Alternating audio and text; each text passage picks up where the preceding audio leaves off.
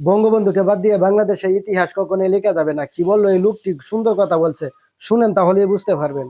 আপনি শেখ মুজিবুর রহমানকে বাদ দিয়ে যদি বাংলাদেশের ইতিহাস লেখেন তাহলেই তো আপনার প্রশ্ন আসবে যে ভাই বাংলাদেশটা কিভাবে হয়েছে। তখন কার নাম বলবেন? আপনি বলবেন যে বাংলাদেশটা আমার মতো একজন খামাখা নেতার কারণে হয়ে গেছে, আর এটা মানুষ বিশ্বাস করবে? মানুষ ইতিহাসের বই কি সব পুরাই দিবেন?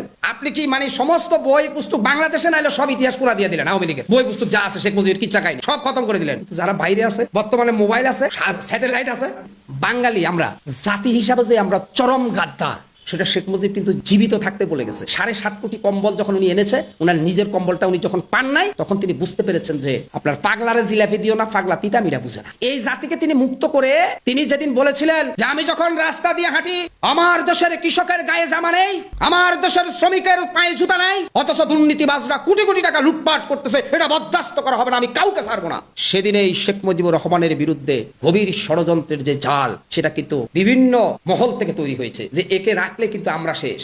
আজকে পর্যন্ত যতগুলো রাষ্ট্রনায়ক হত্যা করা হয়েছে, যদি শেখ মুজিবুর রহমানকে হত্যার সাথে সাথে বাঙালি জাতি 71-এর মতো ঝাঁপিয়ে পড়তো, তাহলে শহীদ প্রেসিডেন্ট জিয়াউর রহমানকে হত্যার শিকার হতে হতো না, তাহলে 21 আগস্টে গ্রেনেড হামলা হতো না, তাহলে এই টঙ্গীতে আহসানুল্লাহ মাস্টারকে প্রকাশ্যে দিবালোকে গুলি করে হত্যা হতো না। যদি আমরা শেখ মুজিবুর রহমানকে যেদিন 15 আগস্টে হত্যা করেছিল, যারা করেছিল, সেদিন যদি 71-এর মতো বাঁশের লাঠি নিয়ে সমস্ত বাংলাদেশের মানুষ একসাথে রাস্তায় নেমে প্রতিবাদ করতাম যে এটা কোনো মানুষের কাজ হতে পারে না, দেশের জন্মদাতাকে চিরতরে বিদায় করে দেওয়া, তাহলে শহীদ প্রেসিডেন্ট জিয়াউর রহমানকে কিন্তু আমরা হারাইতাম না।